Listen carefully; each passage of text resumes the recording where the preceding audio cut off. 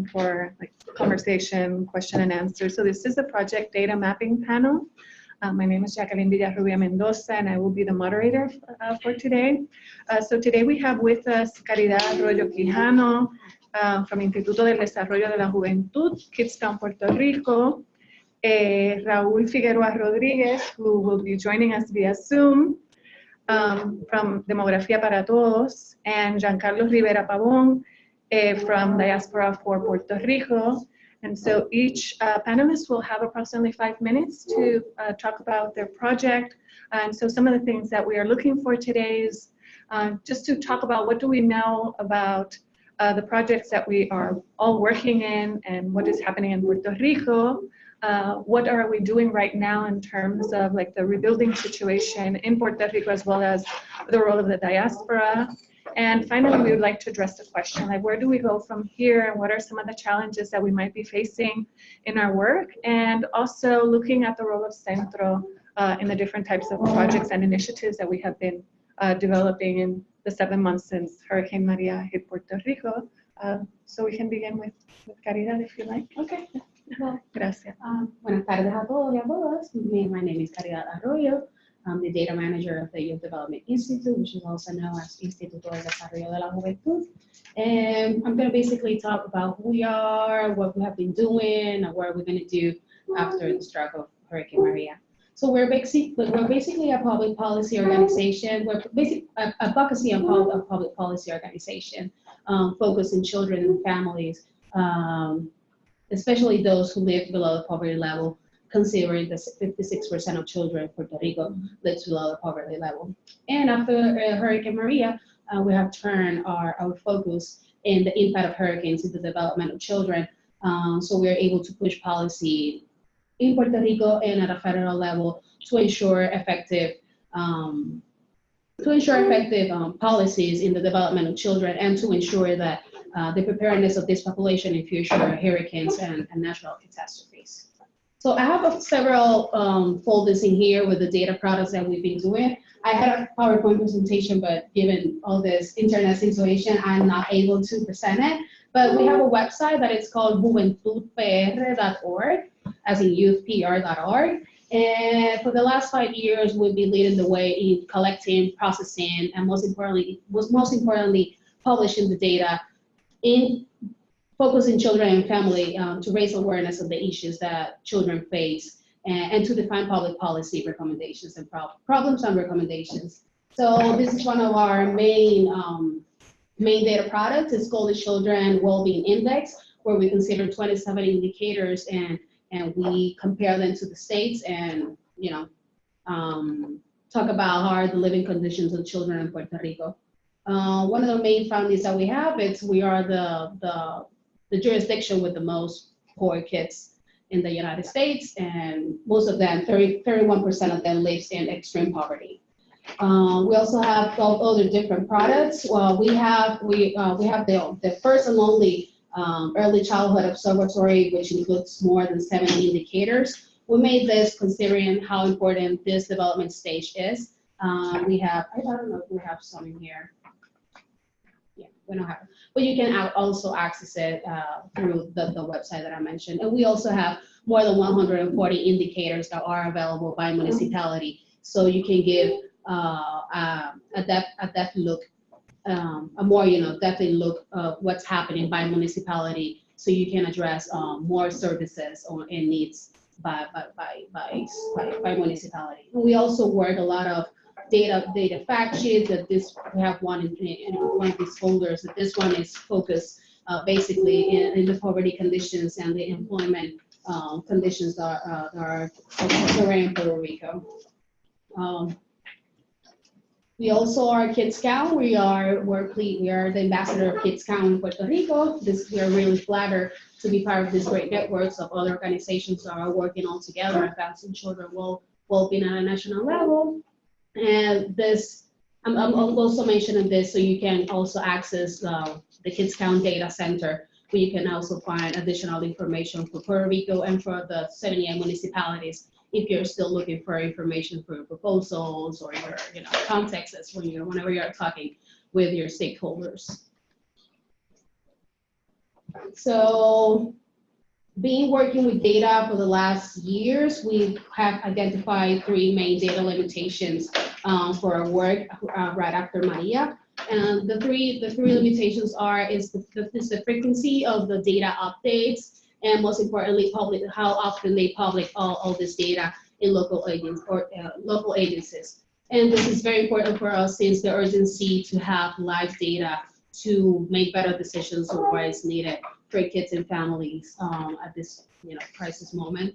The migration effect, because a lot of people are coming out, so this might give a false sense of improvements of many of the critical indicators that a lot of people with a lot of money that are coming into the island, given a lot of tax exemptions that they're given to a lot of people with money. So this might, we need to make additional analysis. So we might,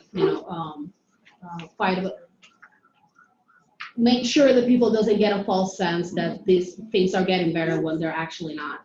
And there's also the census 2020 coming, the census 2020 coming over, and there's a huge and very known problem of children undercounting, especially in children under 5 years old. And for us, this is very important, given that this group represents one of the biggest group of children under 18 years. So having an undercount of children might lead to inaccurate distribution of federal funds, planning, wrong population projections, among other problems with this data projections. So what we have been doing with all this data, with the work that we do after Hurricane Maria, we made an initial analysis how hurricanes impact children in their development using the Hurricane Katrina's frameworks in our projection. We have 3 main projections, and these are the children, more children will fall into poverty. Not only 56% of children are living in poverty, but there's an extra alarming 14% of children that are living close to the poverty level. So all these 14% of children might also fall into poverty. That more families and children will be forced to migrate. For the last 10 years, 32%, we have lost 32% of our children population. And the Center for Puerto Rican Study has made their own estimations that we might lose 14% of our population, of the general population, and about 8% of the children population. So that's also a huge problem for us. And we also made the projection that it's going to be an increase in mental health condition, that it will have a great impact in the academic achievement of children. So given that, and what I mentioned about the data lag that I mentioned in just a few moments, we decided to make a detailed study to document the local impact and not only the local impact, but the government response during the crisis. And based on these results, we are going to create a policy playbook with all the policy recommendations based on all these findings. And we'll also, we have been facilitated what is called the Children Task Force, which is a working group that brings together government agencies, including federals and nonprofit organizations, with the objective to address the needs of children after the hurricane in a coordinated way. We are also planning to divide this group in regions, so every region's needs are met. This collaboration is usually coordinated by the Health and Human Services, but this time it was transitioned to the Youth Development Institute, so we're really excited about this new opportunity. I think that's basically what we're going to do with the study. It's going to be a collaboration between the University of Puerto Rico and Estudios Técnicos. It's going to be a multi-level approach for Puerto Rico and regions, and it's going to be quantitative and also qualitative. So we're going to have interviews and questionnaires, and we expect to have preliminary data by September and the full report by December. So we expect to have, most updated data instead of waiting to probably 2020 to have 2018 information. So that's basically what we're doing, and we have more exact samples for our data work in here. So that will be all. Gracias, Caridad.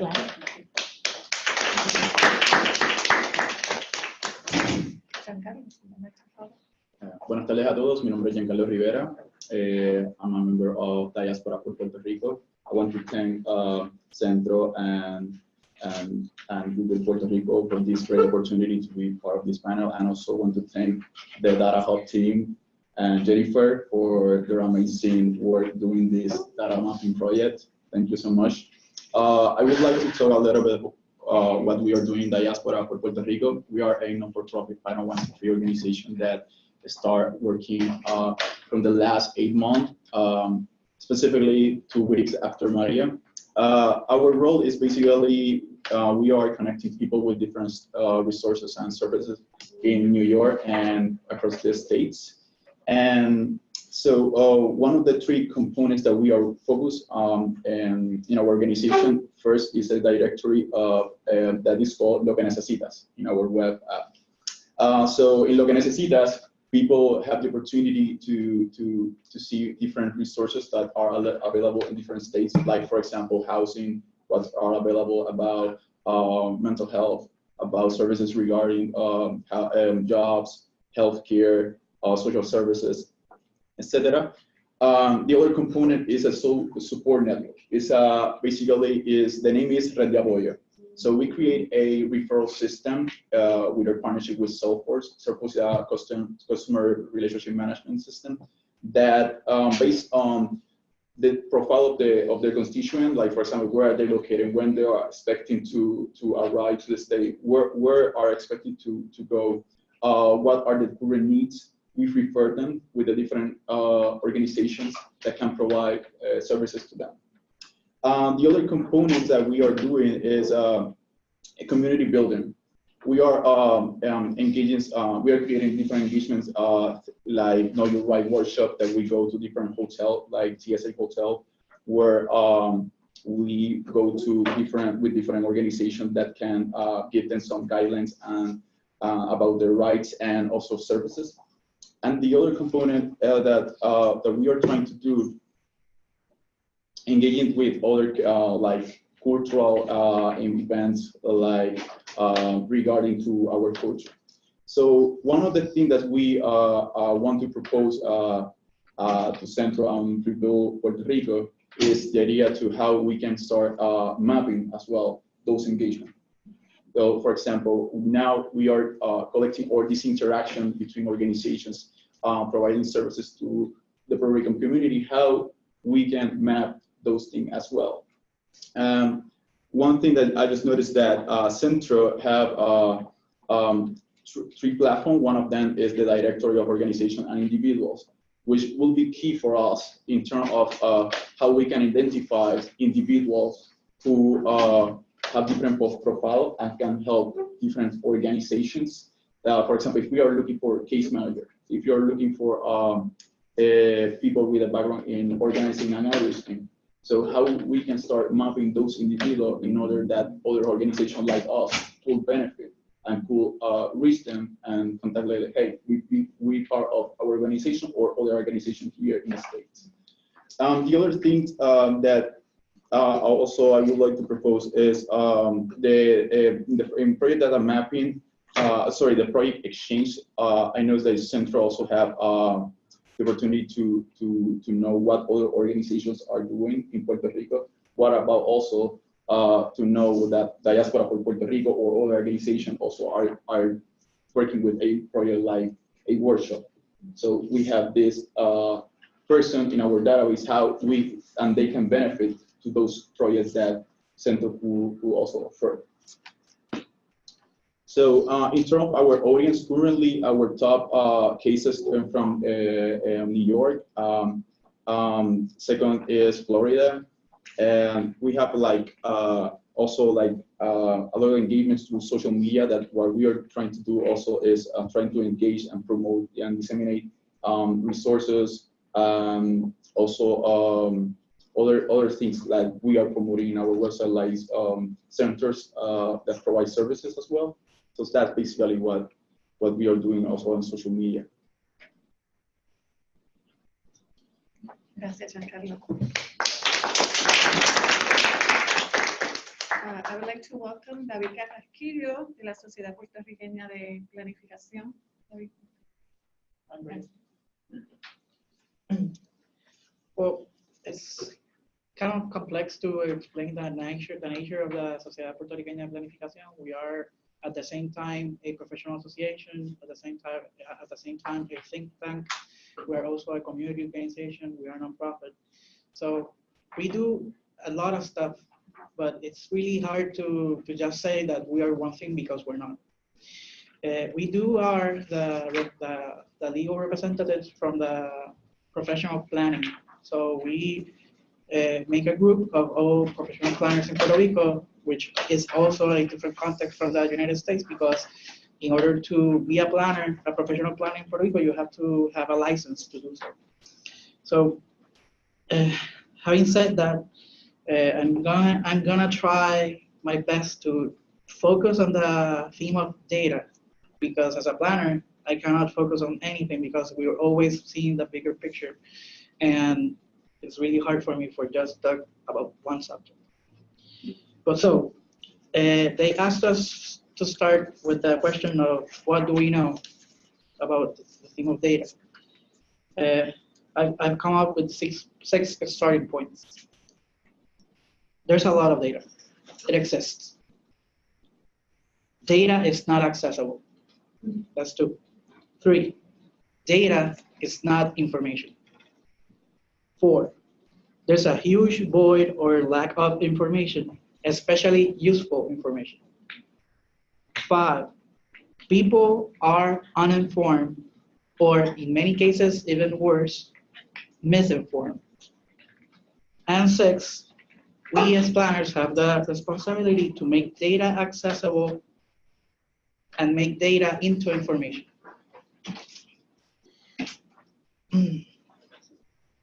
I did a presentation that I'm not being able to project to you, but if you get my information, my email, you can ask for it, and I will make that available for you, as well as anything that I mentioned in this presentation. One of the key points of the Sociedad is that every information that we have is accessible and public, so we don't hold anything. At this point in the presentation, just to make the point that we have a lot of information and that data exists. Data exists. We don't have information. Data. I just compiled a lot of mapping of information of data that we actually have at the moment, like infrastructure, nature, risks, physical risk, damages, census data, the land use plan efforts at a national level, also at a municipality level. And most of all, we have a lot of data on climate change and what could climate change mean to us in the future. And that's really important to overlay in this topic of data, because looking forward on what's the use of this data and what context are we living in after Maria, we know because of all the data that we have that we're gonna experience in the near future. Actually, we're already living climate change in Puerto Rico. We're gonna have less frequent yet stronger precipitation events. We're gonna have a concentration of precipitation events in the coastal zones instead of the high grounds as we are used to. Shorter yet more violent hurricane seasons. Longer hot and dry periods yearly. Short and faster transitions between hot seasons and floods. So transitioning to what are we doing, I also summary that on 6 points. We're gathering, collecting, and bettering existing data. We're sharing the data and making it accessible. We're overlaying those stacks of data. We're analyzing the data. We are making information with the data, and we're sharing information to everyone. Is it clear that the difference I'm making between data and information? That's really key. So that's in the abstract. What are we really doing in context? We are georeferencing FEMA data, HUD data, and Department of Housing data. once we overlay those layers, we're gonna be able to know if the people that really got hit are the people that are being served. And we know they don't match. We know that already, and we haven't finished the analysis. So that's gonna be a really hard topic to bring to the public once we are finished with it. We're updating the vulnerability index. We're lifting closed schools data. Actually, we already published that map on our page. We're mapping infrastructure, mapping the inspections, not only from FEMA, but also from different efforts like the New York Office of Emergency Management that help us in New York. Advocacy efforts for communities, fact-checking everything, requesting information by FOIAs to the federal government and getting rejected every time. Educating journalists, celebrating a stakeholders meeting, learning and visiting other disaster sites, recommending public policy, participating in public hearings, writing articles, serve as stewards to interest groups that visit the island, and making tons and tons and tons of maps. Maps.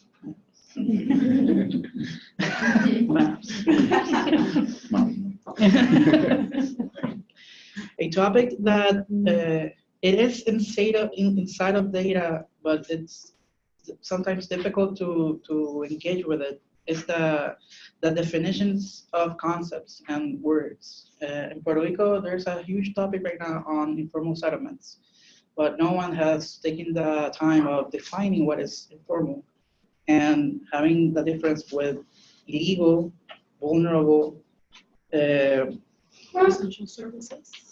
yeah, even in the document that was published last night from the Department of Housing, they keep using all these concepts as they were the same thing. So it's not correct to say that illegal communities are always on risk zones. That's not true. Actually, most of the risk zone place communities are legal. They have permits. So this is really, really a topic of clarifying what's the narrative of the communities vis-a-vis with the narrative of the government. And this is gonna be a huge hot topic in the next few weeks, I would say days, because the next 14 days are the only 14 days that we're gonna have to comment on the housing plan that was published yesterday. And although we don't have projects, specific projects in the publication, it tells the story of trying to justify the displacement of communities when it's not something that you can make the decision across the board. So I think it's really important to have these questions in mind of what are informal settlements? Are they all unsafe? Are they all the legal settlements safe? How can we decide across the board, or can we? What are the reasons and history behind these practices? And can we talk about resiliency without talking of it within sustainability?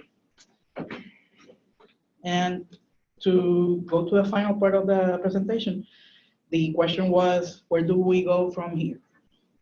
So in a sense, we're just advocating to make sure that things are done right and are done with the, in Spanish, the old documents always refer to the best information available, la mejor información que esté disponible. But when you don't have no one actually bettering the information systematically, that better information available is not really good at all. So you can cherry pick the information that you use in order to make your argument a more valid one. And if you see every information that has been published from the administration right now, it's at a national level. When HUD, not only in their allocation notice, exige, they order you to have information at a community level. and we have it. That information exists. But agencies have proven themselves not only to not want to engage at that level, but they don't have also the capacity to manage those kind of data, because the officials and not only the decision makers, but the technical officials at different agencies don't have that kind of capacity or skill. That has proven to be that way after the hurricane. So what are we proposing? Let's do real assessments. Let's lift the information ourselves. Let's use the communities to lift this information, because we don't have to wait for a FEMA inspector 4 months after the hurricane. And a lot of this information is incomplete, but because people abandon their communities, abandon their houses, only there's more than 40% of the planes that weren't inspected. And when you calculate unmet need, you're subtracting the money given for those who were inspected and approved from the total of planes. And in several cases, we even have negative numbers on the unmet need, in cases where you have thousands that were not inspected. So it's really questionable the methodology to calculate the unmet need with current MO from FEMA. Let's introduce people into the decision-making process, a more democratic process. Let's produce useful information. Let's regulate bad practices that serve an obstacle to promote social justice and responsible land use. And let's introduce the planning tools into the mix.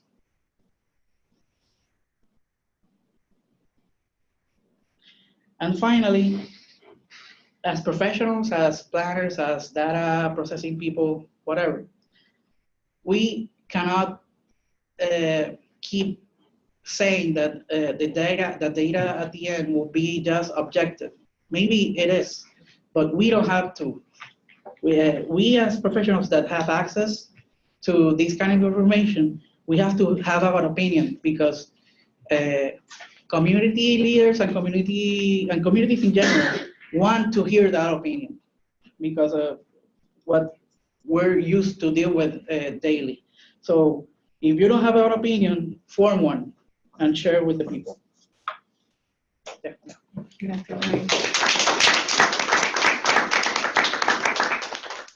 And finally, we have Raúl Figueroa from Demografía para Todos, who will be joining us here too. Can you hear me? Sí. Yes. Perfect. Okay. We'll be fast because we are a little late. I am a demographer. I have a blog here in Puerto Rico about demographics topic. As a person that works every day with numbers, I'm going to talk about data, because data will be key for the recovery of Puerto Rico. This is one of the reasons for the creation of a group called Project Data Mapping. But data will also be one of the main challenges for this group. If you have worked with data about Puerto Rico in the past, you know how difficult it is to get good quality and timely data for most topics. Economics, health, education, you name it. Most of the time, it's hard to get any kind of information, much more data of good quality. All of this because of a population that fails to recognize the importance of data, especially for decision making. Despite many efforts to improve this aspect, we are a long way to go to put data in the place it deserves among one of the most important things for decision making in Puerto Rico. We can even say that after the last year hurricanes, we took a step backward, because after the hurricanes, access to data has been more difficult. And we are facing what appears to be the imminent elimination of the Puerto Rico Institute of Statistics, the only agency in the government of Puerto Rico fighting hard to make sure everyone has access to the good government data. Because of this, Project Data Mapping takes on a more important and necessary role. This project will serve to identify non-traditional sources of information to help with the recovery of Puerto Rico. We might find data produced by the civil sector or identify efforts, like the panelists there, needed to gather information that is not available, especially for small geographic areas. All this data will complement the official federal and state agency information that we found. Information that will be key to identify areas of high priority for the recovery of Puerto Rico, and even to evaluate the success or failure of this initiative. Using non-traditional sources of information does not mean data of poor quality. We must always ensure a minimum level of quality in the information that is found. But we intend to use methods such as visualization and text extraction, for example, to find patterns and information that otherwise would be really hard or nearly impossible to find. Methods using mainly open source softwares, free softwares, and with a lower cost than the traditional surveys and censuses. For this effort to succeed, we need the collaboration of multiple sectors. Because if we are sure of one thing in Puerto Rico, is that we cannot continue to rely exclusively on federal and state agencies for the information needed for Puerto Rico recovery efforts. The bureaucracy and the time that these agencies take to make the data available to the public could even delay the recovery process. We just need to look at the examples for the post-Hurricane Maria deaths to know that we cannot trust and rely on the government for the recovery of Puerto Rico, and maybe even less to identify areas to improve for future catastrophic events. People not associated with any organization like myself, the civil sector, and the diaspora has a lot to contribute to the recovery of Puerto Rico. And this initiative is a good step to join forces, share information, and improve communication for the good of the island. I think that everyone here needs to know that there is a Facebook page for Rebuild Puerto Rico that you need to see. And I hope as a demographer to help Centro and maybe the other organization, I am available for anyone that you need something, for example, help analyzing data, or you need some demographic data, but I am available for that.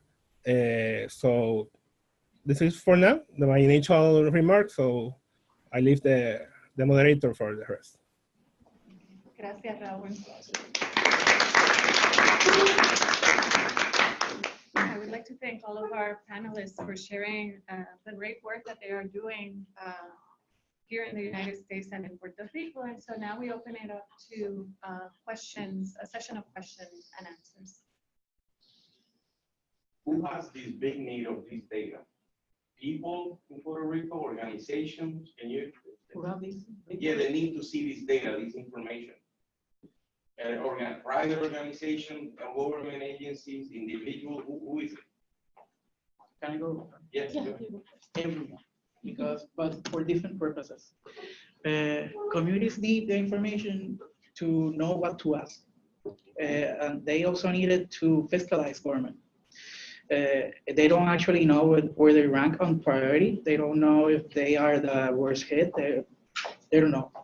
So no one without the information will be able to see if the money is rightly allocated because of the information that the public has had of the FEMA inspections and the damages are at a municipal level.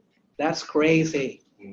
Because in municipalities like San Juan, you have the poorest and the richest meters away from each other. So you need to have a community level information in order to do that.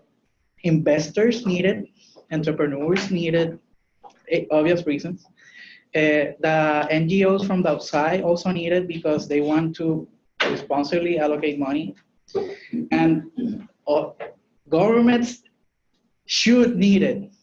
They are the ones that actually, I think they don't want it, but they should they should base their decisions on that. I want to add something, like, for example, something would happen with this thing that's about TSA hotel family that came from Puerto Rico recently. Something that diaspora started doing is like, we're trying to see the different concerns that have their community. We go to the hotel and see what their needs, and then say like to the city and also the governor, this is what happened. You know, like that's something that is key. It's like you say, like everybody needs to understand what's happening in the community, both in the United States and also in the islands as well. Oh, wow. And how are you guys collecting this data? What the sources of this data is where? Each set of layer of data, it's a different story. I have been, the most difficult piece of information that we had to collect was the FEMA inspections data. I've never seen a dirtiest, nastiest, bad, purely evil spreadsheet than that one. San Juan was written in more than 300 different ways. Mhm. So in order to clean up and make useful this information, it's really hard. For example, another layer that was very difficult to attain was the parcels. After the hurricane, where roads don't, roads are non-existent in some contexts, and you needed to give a direction to a helicopter. Yeah. You needed that specific point or that specific area. So parcels became very important, as well as the buildings.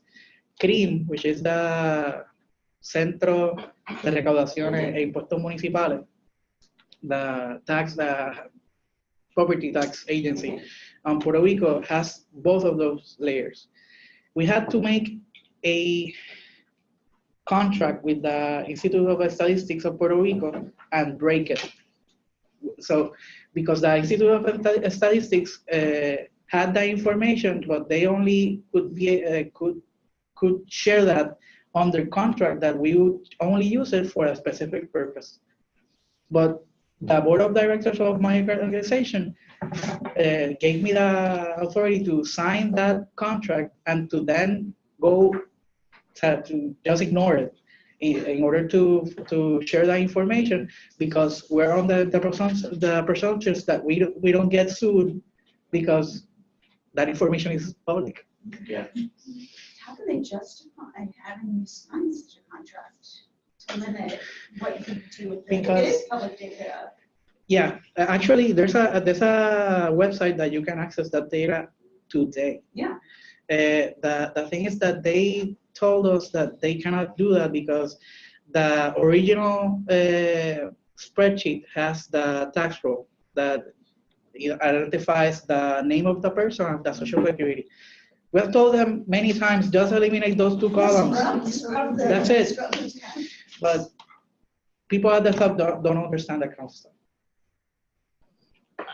Hello, my name is Richard Guerra. I'm a Cuban, by the way. So here's my question. When it comes to like data, what do you usually like to research when it comes to data? Whether it's like how many Puerto Ricans are leaving the island, or et cetera. What kind of data you're interested in learning about? We just use like the whole population that is living in Puerto Rico. We don't segregate if they are Puerto Ricans or not. Because basically when you look at the data in Puerto Rico, it's like 98.2% people lives are considered at least Hispanic. And it's not like a very huge percent of people that might be, from outside. So we just generalize. But definitely there's, with this new law, with all these people that are coming with this tax exceptions, there's going to be in the future a need to disaggregate this data. So all these rich people gave this false sense that I mentioned earlier in the indicators. In the case of Diaspora Puerto Rico, what we want is we're planning to expand to other states, but we already identified some organizations that, for example, in Florida, that will help with housing, but we really want to understand more, like to expand the network in order to start to establish more partnership with them and include them in our referral system. That, you know, organizations that are here available to help Puerto Ricans. And you said earlier that the data is the data is from a good source. People don't have to make objective decisions. Data is accurate, right? If it comes from the CREAM, or if it comes from housing and urban development, if it comes from FEMA, it is what it is. It is the best available It is the best data. available data. But if you transform that data into information, Yeah, but sometimes, how can they argue those numbers? when yeah, you but present- sometimes you just can see that this number is not as accurate as. So you think they're The manipulating the methodology data? that they use to pull out this number not necessarily reflects what's happening, for example, in a classroom by the number of students per teacher. You know, in Puerto Rico, you have 30 something students per classroom, but when you see the student teacher ratio, they said that there are 13 students per teacher. Yeah. So you pull out the data from the local and federal agencies and you expect them to be, you know, the best available data, but we just don't believe everything. In the case for the Youth Development Institute, we have a collaboration for Boys and Girls Clubs of Puerto Rico, and we show them this data, and they react to this. This is what it looks like in my daily life. This doesn't look like this, and that also gives us additional information. And when we turn this data into information, that's why I highlighted so much that we also publish the information, because the information that we use it's public, you know, but given that it's not necessarily accessible, we just work with this nasty spreadsheets, formatted them, and then we just publish them and get to know everybody. And that's how we made our policy, public policy recommendations. So we actually made our advocacy teaching the general public, so people know what to ask for and to raise the awareness of the living conditions. I have two questions here. I haven't forgot about you. Okay. First, on the accuracy question, I don't think I've ever worked with a very accurate data set. That's not a thing in Puerto Rico. Actually, the census data, I question it every day. And actually, when you see the margin of error, that thank God it exists, sometimes the margin of error is bigger than the number of a block. That's insane. But it's the best available data you have.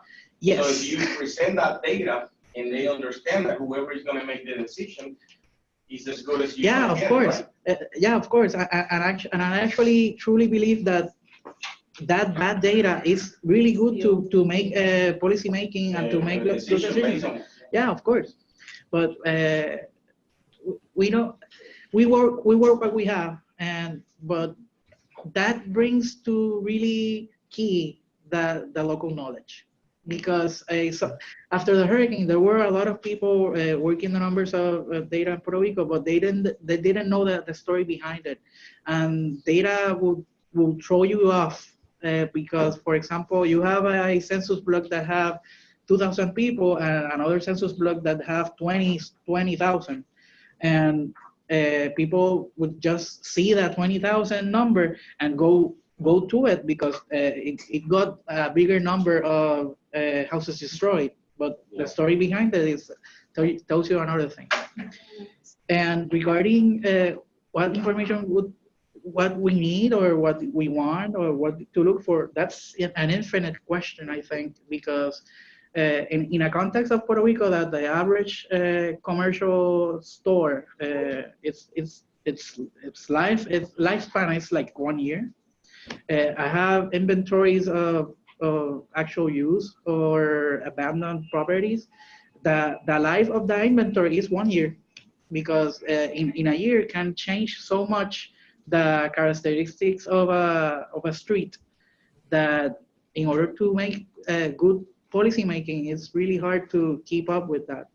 And that's only with that data set. If you would work the tenancy issue, we have 53% an estimate of informal settlements in the island, but we don't know actually where they are. You mentioned the stroke measure of urgency, those 14 days for making comments to the hard document. So do you think that you can look at that document and look at your data set and already be able to extract some conclusions at this point? I have to. We saw every public hearing and make a point, especially of every project that was presented on the public hearings. So we have the information that the housing department has, except the information that was delivered through email or through private meetings. But I think we owe it to the public to actually people know where the projects are being made in order to have some kind of linkage between the projects that are getting the money and the people that got affected. That's too important. So in 2 weeks, you're delivering something. My life is a mess. Yeah. Do you think we, as an assembly of people, we should be like supporting you in some manner? Can you? I don't know, but Can you be helped? I don't know, read it, comment. That's Yeah, I it. mean, I was gonna ask about that. For each of your organizations, what data sets relevant to this particular document do you guys make public and say, hey, data geeks of the world, here's our data, have at it. Take a look, help us scrub it, whatever it is. Like, how much are you crowdsourcing? That's what we've been doing with the FEMA inspections spreadsheet, the nasty one. Are there any other data sets that you want to crowdsource or? I think that's the one. that's the one because there's two spreadsheets. I already was able to make the georeferencing of the owners, but the georeferencing of the renters has been a challenge. Once I make the marriage between those two, the spreadsheet will be out. I actually thought at one moment that I did it and I shared it, but it wasn't. No. The biggest problem with that is that it wasn't public participation in the public hearings, right? That's why we want to also extend the hearings. Because a challenge, because at the moment that okay, this is gonna get a bit technical.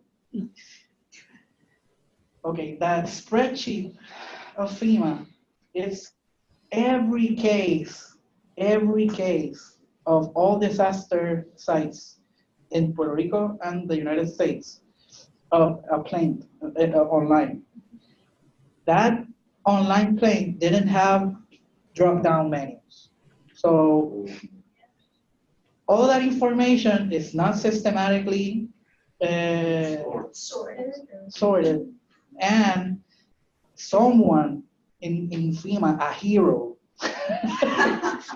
threw that information with the points on a map and created a new column with the census block and exported the table. That's what we have. So I have to juggle between GIS, Excel, and Access in order to have a report of each of one of those census blocks. But at the time I do that, I lose a lot of information that is not reported in the census block. So we're just making estimates of a count number on some columns, an average on the ones of cost, a sum in the ones that got affected through a column of 1 and 0s. So it's a very dynamic and creative way of trying to make something out of the data. Yeah. Sean Hearn. So we've got this nice map in the Centro folder here, which I guess, did you produce that, Jim? Yeah, and that map is actually David's work. Oh, He okay. cleaned the data. If you guys go to our program, we got that from FEMA. David did that amazing work in cleaning damages roof damages, foundation, and flood damage homes cases, so.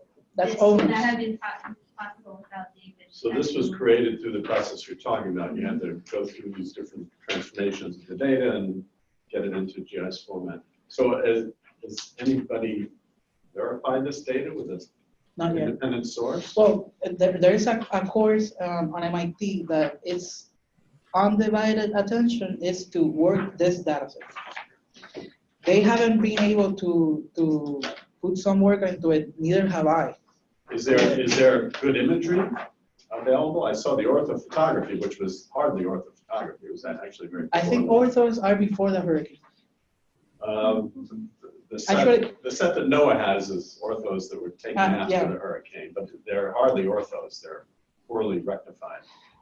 I've been picking and choosing depending on where you are in the map, because in some photos you have clouds and in some Right. others you don't. But there's so many sub-meter resolution satellites that are spinning around the Earth right now. Was any imagery taken from like worldview 2, 3, or 4? It exists. Access is difficult to it. We have LiDAR. I don't have it. Oh, There is LiDAR Post- from NOAA, LiDAR from NASA, post-hurricane? post-hurricane. Oh, There's a private company that took a 2-centimeter imagery, but they have clouds. And there is a work from the CRIM of last year, just before the hurricane, that is also 2-centimeter imagery. that would be very useful for damage assessment. Yeah, but it's not accessible. Wow. To add on that, Wow. FEMA, and I think it was NHGIS, that was a file that we were looking at, has all those images, but the problem with that is that you have so many files in the computer to take all those files. It's a very slow process. But, I mean, it is out there, but I think it's just how clean is it usable, and how can you make use of it, so. Why is it not accessible? Yeah, actually, I have most of the access to those images through the Emergency Management Office of New York. Is New York it City. FOIA requests? No, the Cuomo signed a cooperation agreement with Carmen Yulín, and the Emergency Management Office of New York was stationed at Puerto Rico for the first 3 months. I was the person, I am the city planner of San Juan. I was the person tasked with dealing with them, so I became kind of part of the team. So mine is kind of more of a problem rather than kind of a question. I currently study UCF in Orlando, and so we have kind of a data crisis. Obviously, the Centro has done amazing job, but I mean, I think it's more towards the diaspora people. So how can UCF? We're trying to navigate Puerto Ricans to UCF and trying to make UCF a research center for Puerto Ricans in solving some of the data crises that are currently like in Central Florida and especially Orlando. So what kind of maybe, coming from your perspective and your experience, how can UCF satisfy those kind of data needs? Sorry, what do you mean? What you use?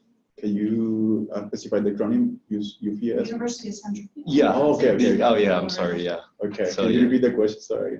It's just more of, we have so many people that have arrived already to, Orlando, Central Florida. And so we're facing, like, let's say there's the congressman we have, it's Darren Soto. He's saying many of his projects he's presenting, he doesn't have like specific data. Obviously, I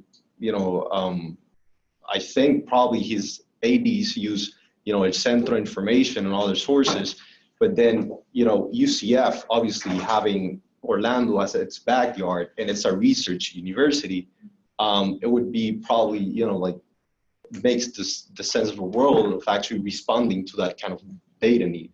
So, I mean, you as part of a Centro in a public university, you guys supply those type of needs, and maybe from Colgate University. So, I mean, from your background and experience, what's the best way to go in terms of satisfying that need? So in terms of what we are doing in diaspora, we are focused more on constituents data. At this moment, so we have this analysis that we are reporting some of the issues that are happening in the different community to, as I mentioned, with city and also with to the governor as well. If you, I don't know, we can talk a little bit more what in certain way we can work together. That will be great. We can share some ideas and take a coffee and see but it's a great idea that you mentioned. And we are open to also we are spending our manpower. So it will be great to see potential collaboration. Yeah, that's basically the main limitations that we're going to have with the research that we're going to do, because we think that the impact of the hurricane of the people that have left the island is not the same impact of people that have stayed in the island. So with the research that we're going to do, we're just going to have one face, una cara de la moneda del impacto, ¿verdad? Del huracán. So if the UCF could probably even help us to expand this kind of research. We're going to be assessing the effect on education, the effect on health, in their economic security, if they're homeless or not, if the child maltreatment. So it's a lot of indicators that we're going to be collecting. So it might be like a great chunk of information if we just can compare people that left the island with the ones that stayed in Puerto Rico. So let's talk. I say this, my project has nothing to do with data. My project is from Jayuya, and we're rebuilding Jayuya, helping families, rebuilding the roots. But I can lie to you, data is a very interesting subject. I own a software company, and we do data visualization too. So I don't know how I can help you and if I have time, but I have software developers that they do all this data mapping and visualization tools. And I can promise you that I'm going to get really involved, but I do like the subject of data, and that's what I do for my clients. So my project is housing what I'm doing Puerto Rico, but I saw the data mapping in the agenda, and I just had to stop by this. And I think it's very interesting what you guys are doing. Yeah. I apologize for being late. I had to be someplace else. I'm curious about whether or not you have applied for funding. It's a question for everyone, because one of the things that I hear from people is that there is funding available, especially for something like what we're talking about here, but that people are not applying for the funding because they don't know about it or how to go about it. And I was just wondering if you had gotten funding or if you had plans to get funding. We have funding from 3 different foundations for the research that we are doing. But as long as I know, our development team, I'm not sure that they're actually applying to any other funds. So if you know any of these places, that might be helpful if you share that information with us, definitely. Yeah, definitely. We would love to know. I don't have that. No, I don't have that expertise. I just hear it raised as an issue a lot. And then on the other hand, I see people, I'm an academic at my university, getting money for all kinds of dumb things. So particularly, for example, we are focused on, our funding is more focused on our referral system. So as I mentioned, we have in partnership with Salesforce. And we need also funding for case manager constituents, that will analyze this data and make decisions with different cases. Yeah, sometimes the same foundations are the one that contact you because they see your work, they can see that they can donate and help you with your work. But sometimes it's like a huge sea to trying to find all the resources. But definitely we just could tell our development teams to help us to dig a little bit more. In our case, we're in the process of getting our first funded money, but we have had to turn down like 5 or 6 opportunities because of the restrictions on the contracts. For example, there are funders that want to privatize the information that you produce. Or no on that one. And we have also had opportunities with the housing department or the different offices from the government, but we have also turned those down because part of our responsibility is to denounce some situations, and those talks were not leading where we want. Yeah, I was just going to ask something related to what you just said. So when it's about the time for the urban planners and urban designers and about designing our cities, which approach do you think they have towards your project? Are they open? They have their own data sets, and they might not accept your data sets, but when it's time to come to a table and, okay, let's decide the future of cities, which do you think it's their approach towards your project?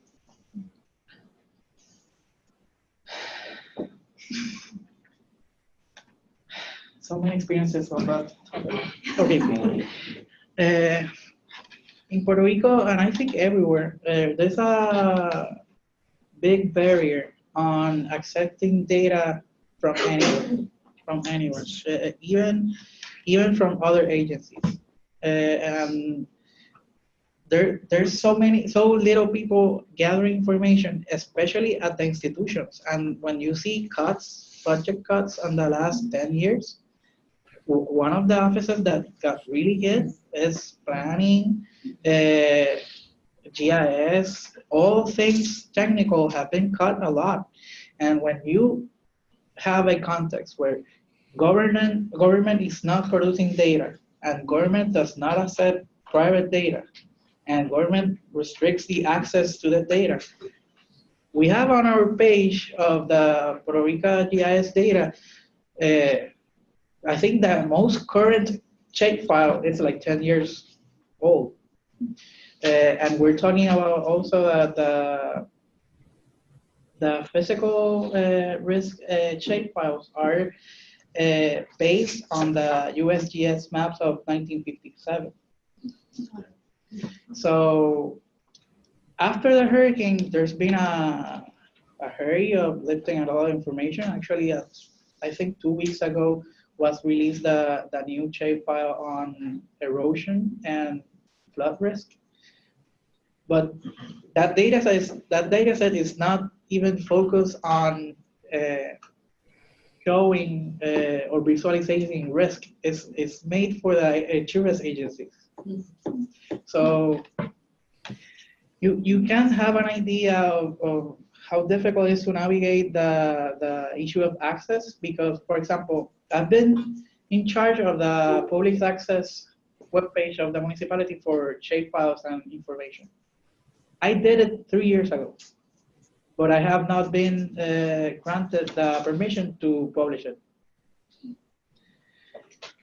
Sometimes decision makers don't really understand, because something that you can hear a lot again and again is that they fear what sensible data could produce, and they start questioning the validity or the credibility of the data. But I think that with a metadata note of who did it, with what methodology, when you did it, that solved everything. But as a municipality worker, I've been making inventories with people. I just given them the spreadsheets and I throw people on the street so they can fill them out. And I trust that even more than what my colleagues do, because they know that the correct number of the postal office is this one. They know how many people live on the they know if it is actually abandoned or not. It's hard. It's a culture thing, not a capacity thing. Yeah, we should also mention that Puerto Rico is not included in all questionnaires that the census made. So The economic census in Puerto Rico is, so there's a huge limitation there. Puerto Rico doesn't participate in every program from the census, so there's a lot of data that is not collected for Puerto Rico. So let's begin there.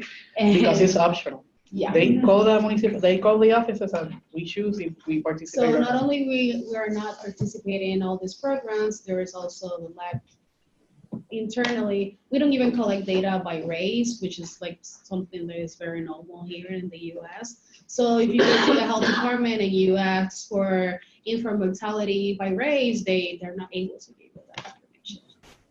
So that's what we're dealing with. Yeah. We'll take one last question. Well, it's actually more of a statement. I'm actually about to graduate from Queensboro Community College and planning to transfer to City Tech. And after that, I'm planning on becoming a website developer, and maybe in the future I can be a data analyst as well. Sure. Welcome. To the craziness. Bueno, muchas gracias a todos. Thank you all for coming.